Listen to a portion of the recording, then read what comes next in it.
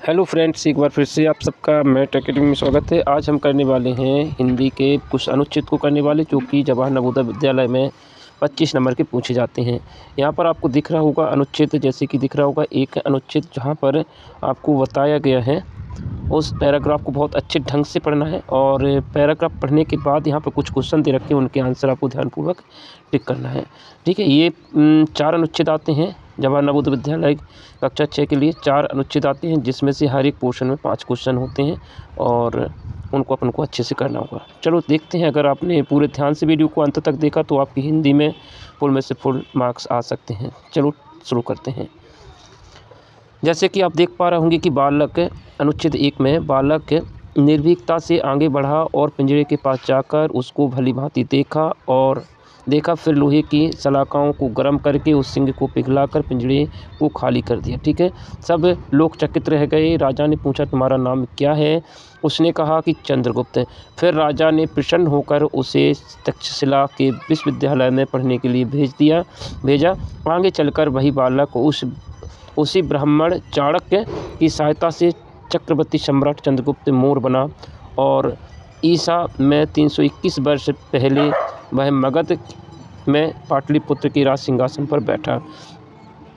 अपने बाहुबल से उसने सिकंदर के यूनानी सम्राट के आतंक से भारत को मुक्ति दिलाई। तो देखिए, काफ़ी इंपॉर्टेंट पैराग्राफ है और यहाँ पर आपने पैराग्राफ को पढ़ा होगा और उसी के हिसाब से यहाँ पे आंसर देना, अपने तरफ से कुछ भी नहीं देना। देखिए, बालक बढ़ा, बालक कैसे बढ़ा? देखिए, बालक निर्भीकता से आगे बढ़ा, बालक निर्भीकता से आगे बढ़ा, तो इसका सही आंसर होगा चौथा। ठीक है, तो देखिए इसी से आंसर मिलते हैं और इसी में से आंसर कुछ तो मिल जाते हैं, कुछ अपने पैराग्राफ को समझकर लगाने होते हैं। तो जैसे कि 5 क्वेश्चन होते हैं, 5 में से 4 क्वेश्चन इसी पैराग्राफ में से हूबहू मिल जाते हैं।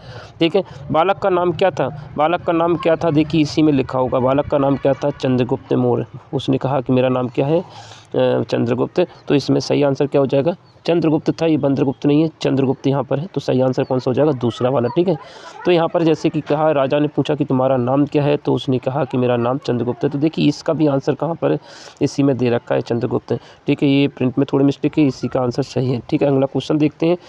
बालक ने सिंह को पिंजरे से निकाला। कैसे निकाला भाई? लोहे की सलाखों को गर्म करके, लोहे की सलाखों को गर्म करके पिंजरे से बाहर निकाला। देखिए यहाँ पर लिखा हुआ है, फिर उसने लोहे की सलाखों को गर्म किया और पिघलाकर पिंजरे से सिंह को बाहर निकाला। देखिए यही दिखा है।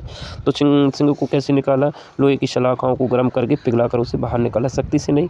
तो ये सारे ऑप्शन कट जाते हैं। अगला क्वेश्चन देखते हैं, क्वेश्चन नंबर चौथा।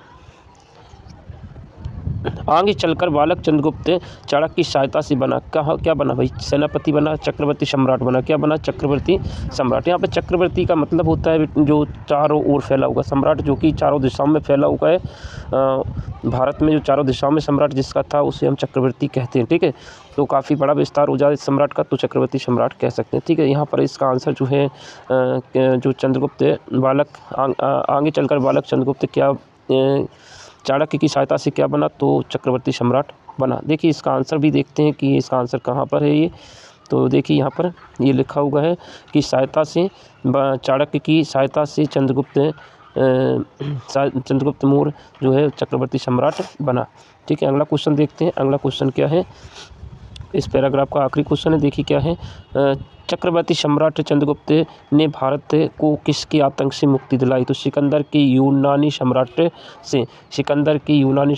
के आतंक से भारत को क्या दिलाई? मुक्ति दिलाई। तो ये भी देखिए, तो ये भी मिल जाएगा तुम्हें, सिकंदर। इसका आंसर देख लेते हैं, ऊपर देखते हैं आंसर कहाँ पर, किस तरह से आंसर ढूंढते हैं। तो देखिए यहाँ पे लिखा यूनानी सम्राट के आतंक से भारत, सिकंदर की यूनानी साम्राज्य के आतंक से भारत को मुक्ति दिलाई। तो ये यहाँ पर इसका आंसर लिखा हुआ है। अगला क्वेश्चन देखते हैं। अगर हिंदी के पैराग्राफ को आप ठीक से पढ़ते हो और उसके आंसर को उसमें सर्च करते हो तो मिल जाता है, लेकिन ध्यान से पढ़ना होगा पैराग्राफ को हर एक। नेक्स्ट पैराग्राफ देखते हैं, पैराग्राफ 2। यहाँ पर क्या कहा है? बातचीत करते समय हमें शब्दों के चयन पर विशेष ध्यान देना चाहिए, क्योंकि सम्मानजनक शब्द व्यक्ति को उदात्त एवं महान बनाते हैं। बातचीत को सुगम और प्रभावशाली बनाने के लिए सदैव प्रचलित भाषा का ही प्रयोग करना चाहिए। अत्यंत साहित्यिक और विशिष्ट भाषा का प्रयोग कहीं ऐसा ना हो कि हमारा व्यक्तित्व को चोट खा जाए। बातचीत में केवल विचारों का ही आदान प्रदान नहीं होता बल्कि व्यक्तित्व का भी आदान प्रदान होता है। अतः शिक्षक वर्ग को शब्दों का चयन सोच समझकर करना चाहिए। शिक्षक वास्तव में एक अच्छा अभिनेता होता है जो अपने व्यक्तित्व और शैली, बोलचाल और हाव भाव से विद्यार्थी का ध्यान अपनी ओर आकर्षित करता है और उन पर अपनी छाप छोड़ता है। तो ये पैराग्राफ था। इस पैराग्राफ को जैसे पढ़ा है उसके हिसाब से शिक्षक होता है, क्या होता है? शिक्षक एक अभिनेता होता है, ऐसा इसमें कहा है। देखिए, शिक्षक एक अच्छा अभिनेता होता है। कहाँ पे लिखा था? ये है, देखो, एक अच्छा अभिनेता होता है। शिक्षक वास्तव में एक अच्छा अभिनेता होता है। तो इसका आंसर जो होना चाहिए, तीसरा आंसर एकदम सही होगा। अगला क्वेश्चन देखते हैं। बातचीत में किस प्रकार की भाषा का प्रयोग करना चाहिए? तो कैसी करना चाहिए? प्रचलित भाषा का प्रयोग करना चाहिए। देखिए, इसमें लिखा है कि प्रचलित भाषा का उपयोग करना चाहिए, प्रचलित भाषा का प्रयोग करना चाहिए। तो व्यक्तित्व में हमें किस बातचीत में किसका प्रयोग करना चाहिए? प्रचलित भाषा का प्रयोग करना चाहिए। अगला क्वेश्चन देखते हैं। शिक्षक वर्ग को बोलना चाहिए, शिक्षक वर्ग को हमेशा कैसे बोलना चाहिए? सोच समझकर बोलना चाहिए। कहाँ पे लिखा? देखिए, शिक्षक वर्ग को सोच समझकर बोलना चाहिए। ये लिखा हुआ है, सोच समझकर बात करनी चाहिए, सोच समझकर बोलना चाहिए। तो इसका आंसर क्या हो जाएगा? सोच समझकर। अगला क्वेश्चन देखते हैं। अगला क्वेश्चन क्या है? बातचीत में आदान प्रदान होता है, किसका होता है? बातचीत में आदान प्रदान व्यक्तित्व का होता है। किसका होता है? व्यक्तित्व का। बातचीत में आदान प्रदान होता है व्यक्तित्व का। विचार और व्यक्तित्व दोनों का होता है। यही होता है, ये चौथा होना चाहिए। इसका देखते हैं ऊपर क्या लिखा हुआ है, क्योंकि ये वाला ज़्यादा अच्छा लग रहा है इसमें, चौथा वाला, कि विचारों और व्यक्तित्व दोनों का ही क्या होता है? आदान प्रदान होता है। ऊपर देखते हैं, ठीक है। तो देखिए, बातचीत से क्या होता है? तो यहाँ पर देखिए, व्यक्तित्व का आदान प्रदान होता है और विचारों का आदान प्रदान, केवल विचारों का आदान प्रदान नहीं बल्कि व्यक्तित्व का भी आदान प्रदान होता है। तो दोनों का है, विचारों का अकेला नहीं, व्यक्तित्व का भी होता है। यहाँ पे लिखा विचारों का अकेला ही नहीं बल्कि किसका? व्यक्तित्व का भी होता है। तो सही आंसर इसका क्या हो जाएगा? चौथा आंसर एकदम सही होगा, ठीक है। तो बातचीत से सिर्फ विचारों का नहीं होता, विचारों के साथ साथ व्यक्तित्व का भी आदान प्रदान होता है। तो इसका आंसर चौथा हो जाएगा। अभिनेता शब्द का उपसर्ग क्या है? उपसर्ग, देखिए, उपसर्ग बोला है अभी, एक होता है उपसर्ग माने जो कि पहले आता है ना, तो इसका उपसर्ग क्या होगा? अभी। क्या हो जाएगा? अभी। अभिनेता जो है, अगर हम संधि विच्छेद करें तो यहाँ पर देखते हैं, इस पैराग्राफ तीसरा, यहाँ पर अनुच्छेद तीसरा है, इसको ध्यान से पढ़ते हैं और इसको क्वेश्चन करेंगे। क्या लिखा हुआ है? समस्त ग्रंथों में ज्ञानी अनुभवी जनों का कहना है कि जीवन एक कर्म क्षेत्र है। हमें कर्म के लिए जीवन मिला है। कठिनाइयों एवं दुखों और कष्ट हमारे शत्रु हैं जिनका हमें सामना करना है और उनके विरुद्ध संघर्ष करके हमें विजय बनाना है। अंग्रेजी के यशस्वी नाटककार शेक्सपियर ने ठीक ही कहा है कि कायर अपनी मृत्यु से पूर्व अनेक बार मृत्यु का अनुभव कर चुके होते हैं, किंतु वीर एक से अधिक बार नहीं मरते। विश्व के प्रयास समस्त महापुरुषों के जीवन वृत्त, अमेरिका के निर्माता जॉर्ज वाशिंगटन और राष्ट्रपति अब्राहम लिंकन से लेकर भारत के राष्ट्रपिता महात्मा गांधी और भारत के प्रधानमंत्री लाल बहादुर शास्त्री के जीवन चरित्र हमें शिक्षा देते हैं कि महानता का रहस्य संघर्षशीलता, अपराजय व्यक्तित्व है। इन महापुरुषों को जीवन में अनेक संकटों का सामना करना पड़ा, परंतु वे घबराए नहीं, संघर्ष करते रहे, अंत में सफल हो गए। संघर्ष के मार्ग में अकेला ही चलना पड़ता है। कोई बाहरी शक्ति आपकी सहायता नहीं करती। परिश्रम, दृढ़ इच्छा शक्ति व लगन आदि मानवीय गुण व्यक्ति को संघर्ष करने और जीवन में सफलता प्राप्त करने का मार्ग प्रशस्त करते हैं। तो ये देखिए, पैराग्राफ पढ़ा हमने, उसके हिसाब से यहाँ पे क्वेश्चन पढ़ना, पैराग्राफ के हिसाब से क्वेश्चनों को करना होता है। देखिए यहाँ पे क्या लिखा? जीवन क्या है? जीवन क्या है? तो एक कर्म क्षेत्र है, ऊपर लिखा हुआ है। देखिए ऊपर की तरफ जाते हैं तो जीवन एक कर्म क्षेत्र है। क्या लिखा होगा? देखिए स्टार्टिंग में क्या लिखा होगा वो देखते हैं। जीवन एक कर्म क्षेत्र है। तो इसका आंसर कहाँ है? यहाँ पर दिख रहा है। दूसरा क्वेश्चन पढ़ते हैं और उसके हिसाब से देखते हैं क्वेश्चन क्या बोला है। अपराजय, अपराजय, अपराजय का क्या हो जाएगा? पराजय। अपराजय का क्या हो जाएगा? उल्टा पूछा है, विलोम शब्द माने होता है उल्टा जस्ट, है ना। तो अपराजय, अपराजय में आ जो है उसका विलोम हटा देंगे तो क्या बन जाएगा? पराजय। अनुभवी जनों का कहना है, अनुभवी जनों का कहना है कि जीवन एक कर्म क्षेत्र है। कैसा वाक्य है? देखिए इसके बारे में हमने एक अलग से वीडियो बनाया है जिसमें हमने सरल वाक्यों को कवर किया, संयुक्त वाक्य और मिश्र वाक्यों को कवर करेंगे। इसी के अंत में हम इसको कवर करने वाले हैं। कैसे पहचानेंगे कोई वाक्य साधारण है कि सरल है कि मिश्र, तो इसमें से क्वेश्चन आते हैं, यहाँ पर अक्सर गलतियाँ हो जाती हैं। तो देखिए यहाँ पर है वाक्य मिश्र वाक्य, मिश्र वाक्य की पहचान जो है यहाँ पर की, वाक्य किससे जुड़ा हुआ? की जुड़ा हुआ है। और इसमें क्या होता है कि अनुभवी जनों का कहना है, एक प्रधान वाक्य और इसका एक उपवाक्य जुड़ा हुआ है।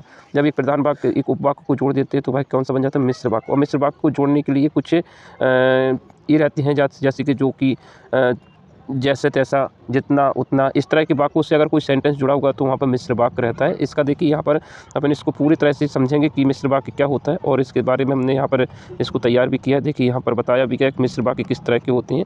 ठीक है, मिश्र वाक्य, सरल वाक्य, संयुक्त वाक्य, ये सब चीज़ें यहाँ पर क्लियर हो जाएंगी। ठीक है, तो वीडियो को अंत तक देखना, तभी ये सब कुछ क्लियर हम समझा पाएंगे। इसके सारी चीज़ों को उदाहरण भी दे रखे हैं यहाँ पर। देखिए साधारण वाक्य, मिश्र वाक्य, सरल वाक्य, जब ये तुम्हारे कंप्लीट उदाहरणों के माध्यम से हो जाएंगे तो यहाँ पर सारे कवर हो जाएंगे और इसमें कभी गलती नहीं होगी। जहाँ पर गलती लोग कर देते हैं ये गलती आप लोग नहीं करोगे। तो यहाँ काफ़ी इंपॉर्टेंट है ये चैप्टर। इसमें जो मेन पार्ट होते हैं उसको हमने अलग से इसको तैयार किया है ना। अब जैसे इसमें जो भी चीज़ आएगी तो उसको हम कवर करेंगे। क्वेश्चन नंबर देखते हैं, अगला क्वेश्चन क्या है। तो यहाँ पर अनुभव जनों का कहना है, अनुभवी जनों का कहना है कि जीवन एक कर्म क्षेत्र। तो ये की जो है जो जोड़ रहा है ये किस तरह के वाक्य को बनाता है? ये मिश्र वाक्य को बनाता है। ठीक है, संयुक्त वाक्य भी बताएंगे और अभी मिश्र वाक्य को यहाँ पर कंप्लीट है। क्या बोला है कि यह पाठ आपको क्या प्रेरणा देता है? यह पाठ क्या प्रेरणा देता है? यह पाठ आपको संघर्ष करने की प्रेरणा देता है। इसमें संघर्ष के बारे में बताया गया है। अगला क्वेश्चन देखते हैं क्या बोला है उसमें। वीर एक से अधिक बार कभी नहीं मरते, इसका आशय क्या है? मतलब ये लाइन का जो अर्थ है उसका अर्थ क्या है कि वीर एक से अधिक बार नहीं मरते। इसका मतलब है वीर मर कर नहीं जीते। इसका मतलब क्या है? देखिए ऑप्शन पढ़ते हैं तो यहाँ पर वीर एक बार मरते, भाई मरते तो सब लोग एक ही बार हैं। वीर पहली बार मर जाते हैं नहीं, वीर अमर होते हैं। ये देखिए सारे ऑप्शन जो हैं ये नहीं, तो इसमें क्या वीर मर कर नहीं जीते हैं। वो क्या नहीं करते? वीर मर कर नहीं जीते। वो सिर्फ देखिए यहाँ पर ऊपर लिखा हुआ है कि जो कायर होते हैं वो बार बार जीवन जो होता है उनका मर के जीने के बराबर होता है। देखिए यहाँ पर क्या बोला है, परिश्रमी लोग कायर अपनी मृत्यु अनेक बार अनुभव कर चुके होते हैं, मतलब वो डर के जीते हैं। और वीर लोग क्या करते हैं? कभी भी मतलब एक से अधिक बार नहीं मरते, मतलब वो क्या चाहते हैं? वो मर कर जीते नहीं है। तो इसका सही आंसर क्या हो जाएगा इस पैराग्राफ के हिसाब से? इसमें सही आंसर हो जाएगा इसका वीर मर कर नहीं जीते। तो इसका आंसर तीसरा सही होगा। अगला क्वेश्चन देखते हैं। अगला पैराग्राफ आ गया, 4 पैराग्राफ आते हैं जिसमें 2 पैराग्राफ हो चुके, तीसरा भी हो चुका। चौथा देखिए, चौथा पैराग्राफ क्या बोला है। इस संसार में सबसे अमूल्य वस्तु है समय। सबसे अमूल्य वस्तु क्या है? समय है। इस संसार में सभी चीज़ों को घटाया बढ़ाया जा सकता है पर समय को नहीं। समय किसी के अधीन नहीं रहता, ना रुकता, ना ही किसी की प्रतीक्षा करता है। विद्यार्थी जीवन में समय का अत्यधिक महत्व है। समय का सदुपयोग करने वाला व्यक्ति भावी जीवन में सफल होकर एक श्रेष्ठ नागरिक बनता है। James Watt, madam Curie, Einstein, Edison आदि ने समय के एक एक क्षण का सदुपयोग किया है, संसार को अनेक आविष्कार प्रदान किए हैं। समय का सदुपयोग किया है केवल उद्यमी और कर्मठ व्यक्ति कर सकता है। केवल उद्यमी और कर्मठ व्यक्ति कर सकता है, आलसी नहीं। आलस ही समय का सबसे बड़ा शत्रु है। विद्यार्थियों को इस शत्रु से सावधान रहना चाहिए। इसके लिए उन्हें कुछ अच्छे लोगों की संगति करना चाहिए। सत्संगति के कारण व्यक्ति अपने अमूल्य समय को व्यर्थ की बातों में नहीं गवाता। देखिए यहाँ पे साफ सुथरा कहा है कि जो भी है यहाँ पर पैराग्राफ को तो पढ़ ही लिया। इसके बाद देखते हैं आगे क्या है। देखिए यहाँ पर समय है। समय क्या है? ये समय सबसे मूल्यवान वस्तु है। समय क्या? सबसे मूल्यवान वस्तु है। उसमें लिखा होगा ऊपर पैराग्राफ में जब पढ़ोगे तो ऊपर देखिए समय एक अमूल्य वस्तु है, सबसे अमूल्य वस्तु यानी सबसे मूल्यवान वस्तु यही है। ठीक है, तो सबसे अमूल्य वस्तु है क्या है? समय। तो यहाँ पर समय है एक सबसे मूल्यवान वस्तु। दूसरा देखिए यहाँ पर क्या लिखा हुआ है, समय नहीं रहता किसी के। समय किसी के क्या नहीं रहता? अधीन नहीं रहता। क्या नहीं रहता है? समय किसी के अधीन नहीं रहता। इसको भी अपन ऊपर देखते हैं तो ऊपर देखिए कहाँ पे लिखा हुआ है, समय किसी के अधीन नहीं रहता। समय किसी के अधीन नहीं रहता, ये लिखा होगा। ठीक है, इसके बाद देखिए अगला क्वेश्चन पढ़ते हैं और उसको देखिए आंसर सिर्फ इसी में मिलते हैं। आपको पूरे तसल्ली से पैराग्राफ को पढ़ना है और पढ़ के कुछ पैराग्राफ के हिसाब से आंसर देना होता है। और कुछ चीज़ें होती है जिनमें विलोम शब्द होते हैं, पर्यायवाची, प्रत्यय, अव्यय और मिश्र वाक्य, सरल वाक्य, इनको आपको अलग से चैप्टर कंप्लीट करके उसे भी सीखना होगा। अलग से क्या हमको इसमें अगर प्रत्यय पूछा गया तो प्रत्यय के बारे में बताया जाएगा, ठीक है। तो बीच में उसी चीज़ के बारे में बताया जाएगा जिसके बारे में ज़रूरी है। देखिए विद्यार्थी जीवन में सबसे अधिक महत्व किसका है, तो समय का है। किसका है, समय का। ऊपर लिखा हुआ है विद्यार्थी जीवन में समय का बहुत ही महत्व है। देखिए यहाँ पर कहाँ पे लिखा होगा, देखिए यहाँ पर आविष्कार तो किया था आलस्य। विद्यार्थी का समय सबसे बड़ा शत्रु है। किसका है, विद्यार्थियों के लिए। तो विद्यार्थियों के लिए सबसे अमूल्य चीज़ है तो वह क्या होगी, समय। सदैव का सदुपयोग करने से क्या होता है, यहाँ पर जो विद्यार्थियों के लिए सबसे खतरनाक चीज़ जो है वो क्या बताया गया कि समय सबसे बड़ा शत्रु है। अगर समय का तुमने दुरुपयोग किया तो वो सबसे ज़्यादा खतरनाक होगा, इसलिए समय का सही उपयोग करना विद्यार्थी के लिए ठीक होगा। तो विद्यार्थियों के लिए क्या ज़रूरी है, विद्यार्थियों की संगति करना चाहिए। अब यहाँ बोला है विद्यार्थियों का सबसे बड़ा शत्रु क्या है, विद्यार्थियों का नहीं, समय का सबसे बड़ा शत्रु क्या है। समय का सबसे बड़ा शत्रु क्या बताया है, उसमें आलस्य बताया। कहाँ पे बताया था, अभी देखो पैराग्राफ में हम देखते हैं, सब पैराग्राफ में ही पता चलता है क्या लिखा होगा। देखिए विद्यार्थियों को इस शत्रु से सावधान रहना चाहिए। किससे, समय सबसे बड़ा शत्रु है। समय क्या है, सबसे बड़ा शत्रु है। आलस्य क्या बोला है, आलस ही समय का सबसे बड़ा शत्रु। तो इसमें क्या पूछा, समय का सबसे बड़ा शत्रु क्या है, समय का सबसे बड़ा शत्रु क्या हो गया, आलस हो गया। तो जो आलस है वो समय का सबसे बड़ा शत्रु है। तो यहाँ पर डायरेक्टली क्वेश्चन मिल जाते हैं कभी कभी, तो इन चीज़ों को कभी क्या इसमें 3-4 क्वेश्चन अक्सर मिलते ही हैं। तो देखिए समय का सबसे बड़ा शत्रु वहाँ पर बताया गया, तो आलस को बताया कि आलस समय का सबसे बड़ा शत्रु है। विद्यार्थियों को संगति करना चाहिए। विद्यार्थियों को किसकी संगति करना चाहिए, दुर्जनों की नहीं। दुर्जन तो लोग ऐसे होते हैं जो गलत काम करते हैं, अत्याचारी होते हैं ना। सज्जनों की या साधुओं की नहीं भैया, साधुओं की नहीं करना है, नेताओं की भी नहीं करना है, तो किसकी करना है, सज्जनों की। जो व्यक्ति अच्छे होते हैं, सज्जन होते हैं, हमें उनसे शिक्षा मिलती है, तो हम विद्यार्थियों को किसकी संगत करना चाहिए, तो सज्जनों की। अब देखिए कुछ इंपॉर्टेंट चीज़ें हैं जिसके बारे में हमने बताई थी आपको, कुछ पहलू जिसमें बताया था कि सरल वाक्य क्या होते हैं, मिश्र वाक्य क्या होते हैं, तो उनके बारे में थोड़ा भी जानकारी ले लें। इसके लिए अलग से वीडियो बनाया जाएगा। देखिए जो मिश्र वाक्य होता है उसके बारे में, मिश्र वाक्य की परिभाषा से सब चीज़ें पता चल जाएंगी। जिस वाक्य में एक प्रधान उपवाक्य होता है और एक से अधिक आश्रित वाक्य होते हैं, मतलब इसमें एक प्रधान होता है जिसमें बात कही जाती है और उस पर आश्रित दूसरा वाक्य होता है।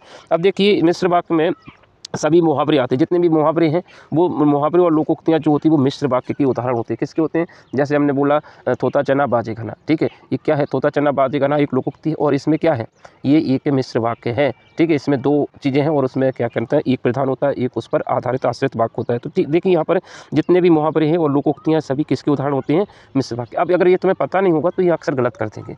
तो अब मुहावरे और लोकोक्तियाँ तुमने पढ़ी होंगी, उनके बारे में जान ले। अब देखिए मिश्र वाक्य को जोड़ने के लिए या तो जब तब मिलेगा, वाक्य में अगर जब तब कि जब तक तुम पढ़ाई नहीं करो तब तक पास नहीं होंगे, तो जब तब मिल गया यानी वह मिश्र वाक्य होगा। जैसे मिश्र वाक्य में जैसा वैसा होगा, जैसा वैसा, अगर जैसे जैसे तुम करते जाओगे वैसे वैसे तुम आगे बढ़ते जाओगे। तो इसमें भी देखिए, इसमें भी क्या हो रहा है कि जैसा वैसे वाक्य से अगर कोई वाक्य जुड़ा है कि जैसे जैसे तुम परिश्रम करते जाओगे वैसे वैसे क्या हो जाओगे, सफल होते जाओगे।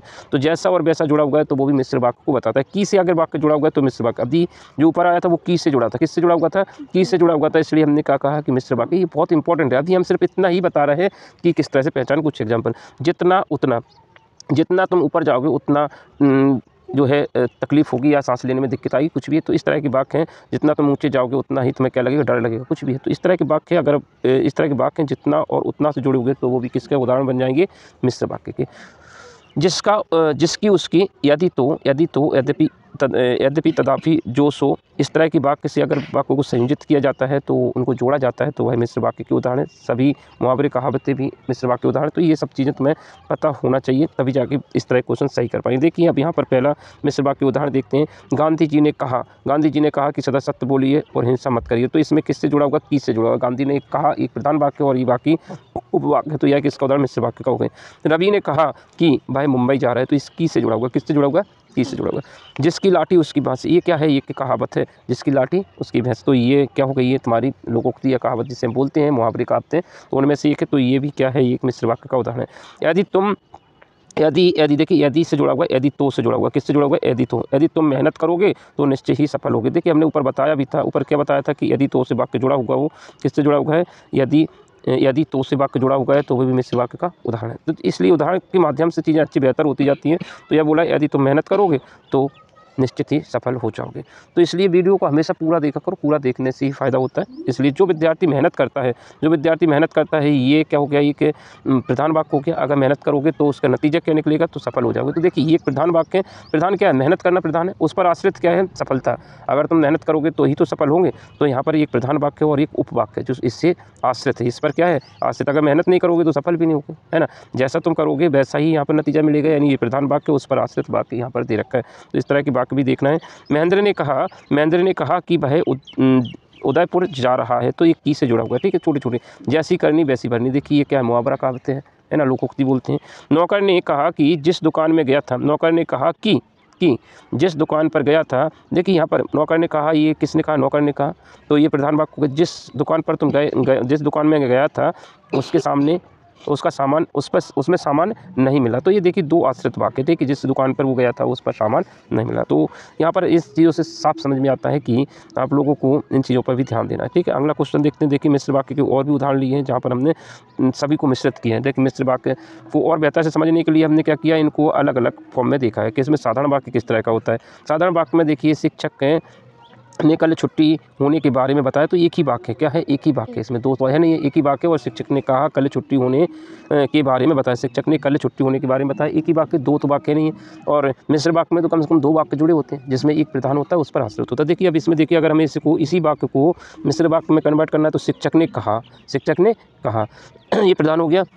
की से जोड़ दिया, अभी क्या कर दिया, की से जोड़ दिया कि कल छुट्टी रहेगी। तो देखिए यहाँ पर ये मिश्र वाक्य बन गया, क्योंकि इसमें देखिए शिक्षक ने कहा एक वाक्य, कल छुट्टी रहेगी वो एक वाक्य। तो इन दोनों को किससे जोड़ दिया, की से जोड़ दिया। अब इसी तरह साधारण देखिए, उसके पास, साधारण वाक्य में कुछ नहीं होता, उसके पास एक पुरानी साइकिल है। अगर हम इसको किस में बदल देंगे, मिश्र वाक्य में बदल देंगे तो क्या कहेंगे कि उसके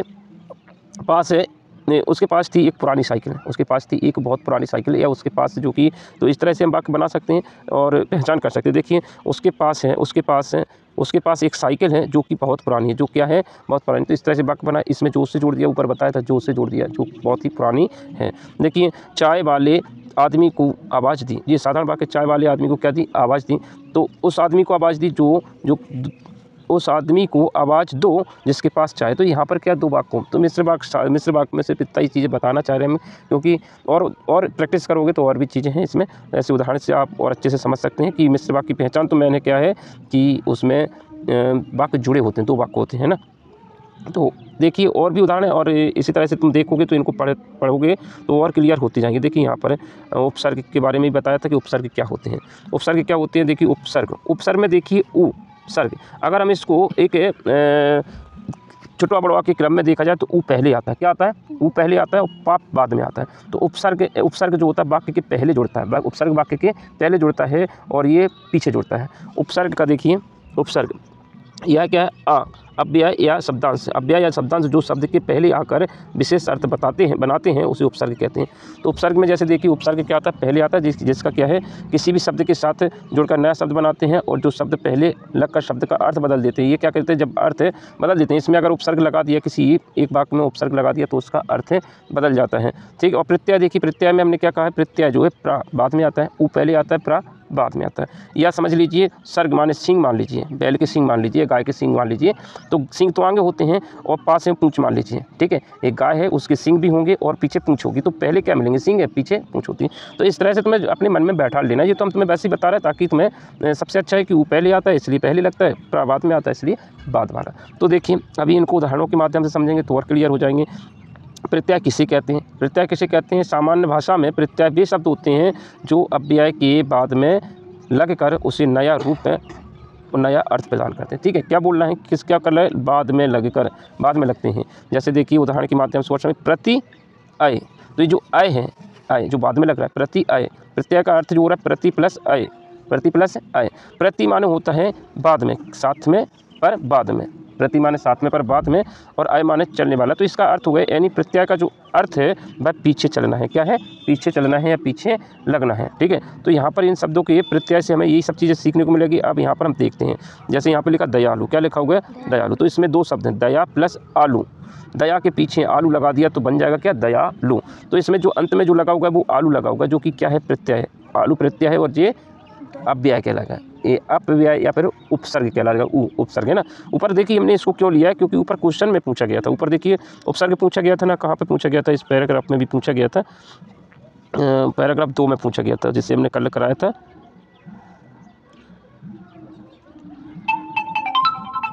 देखिए प्रत्यय जो उपसर्ग होता है, उपसर्ग यहाँ पर बताया था कि उपसर्ग पर क्वेश्चन आते हैं, यहाँ पर अक्सर गलत करते हैं। तो उपसर्ग ऊ पहले आता है और पा बाद में आता है।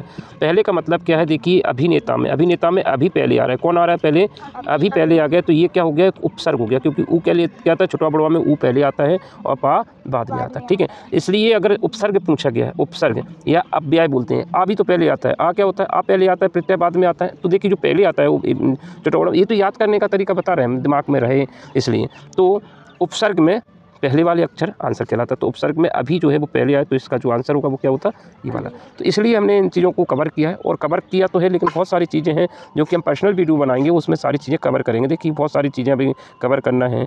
उपसर्ग क्या होता है, प्रत्यय उदाहरण भी दे रखे हैं, देखो उदाहरण भी बताया, कई टाइप के होते हैं। देखिए उपसर्ग जो होते हैं वो 4 प्रकार के तुम्हारे सामने दिखाई देंगे। एक तो संस्कृत में जिसे तत्सम बोलते हैं, और हिंदी में तद्भव, और उर्दू में उपसर्ग कहते हैं। जो उपसर्ग जो वर्ड है वो उर्दू का है, अंग्रेजी में विदेशी वर्ड बोलते हैं। सिंपल सा देखिए काफ़ी चीज़ें होती हैं इसमें समझने के लिए, लेकिन अपने हिसाब से इनको सिर्फ उदाहरण के माध्यम से देखिए। अति क्या है, उपसर्ग है। अगर किसी वाक्य के सामने अति लगा दिया ना, तो वो किसको बताता है, अधिक को बताता है। अति, अति, अत्यधिक, अत्यधिक माने क्या, किसी चीज़ की अति करते तो वो उसका अर्थ क्या निकल के आता है, अधिक है। क्या अर्थ निकल के आता है, अधिक है। जैसे अतिशय हो गया, अति क्या है, इसमें प्रत्यय है, उपसर्ग है, क्या है, उपसर्ग है। अतिक्रमण, अतिक्रमण, अतिवृष्टि, अति शीघ्र, अत्यंत और अत्याचार, ये सब क्या है, इसमें अति जो आ रहा है ना, अति, वो क्या है, उपसर्ग है। तो यहाँ पर ग्रुप में रहते हैं। ठीक है, ये संस्कृत की उपसर्ग है, संस्कृत में है ना अति। अधि का मतलब होता है श्रेष्ठ, अधि का मतलब क्या होता है, श्रेष्ठ या प्रधान। जैसे अधिनियम हो गया, अधिनायक हो गया, अधिकृत हो गया। इस तरह से देखिए अधि से वाक्य बनने वाले, इस तरह से वाक्य जो होते हैं वो निश्चित होते हैं। संस्कृत में ऐसे 22 मूल वाक्य होते हैं, 22 ऐसे होते हैं, जैसे 1 हो गया, 2 हो गया, इस तरह से 22 होंगे जो कि तुम्हारे संस्कृत में बहुत सारे वाक्यों को बना देते हैं। क्योंकि ये जो उपसर्ग होता है वो नए वाक्य को बनाता है। ठीक है, किसी के सामने अति लगा दिया, यानी उसका वैल्यू को बढ़ा दिया, अति, है ना। जैसे तुमने पढ़ाई में अति कर दिया, यानी तुमने पढ़ाई में बहुत ज़्यादा पढ़ाई कर दी, बहुत अधिक पढ़ाई कर दी, करते हैं ना। काम में अति कर दिया, यानी काम में तुमने बहुत ज़्यादा तेज़ी कर दी। तो अति क्या होता है, किसी चीज़ में बढ़ोतरी करना। तो यहाँ पर ये सब चीज़ें होती हैं, तो इन चीज़ों को भी अपन कवर करेंगे। इसके लिए अपना अलग से वीडियो बनाएंगे ना। अभी तो हमने सिर्फ तुम्हारे पैराग्राफ के हिसाब से थोड़ा सा विश्लेषण किया है, उसको जब हर एक चैप्टर वाइज करेंगे इनको, तो काफ़ी अच्छा हो जाएगा। तो यहाँ पर हिंदी भी इस बार कवर करने वाले हैं, हिंदी, गणित और आकृति, पूरा पोर्शन कवर करेंगे। बस आपको क्या करना है, वीडियो को देखते रहना है और समझना भी है ना। चलो ठीक है, आज के लिए इतना ही काफ़ी है। Thank you for watching this video, and next video में फिर मिलेंगे। अभी हम करेंगे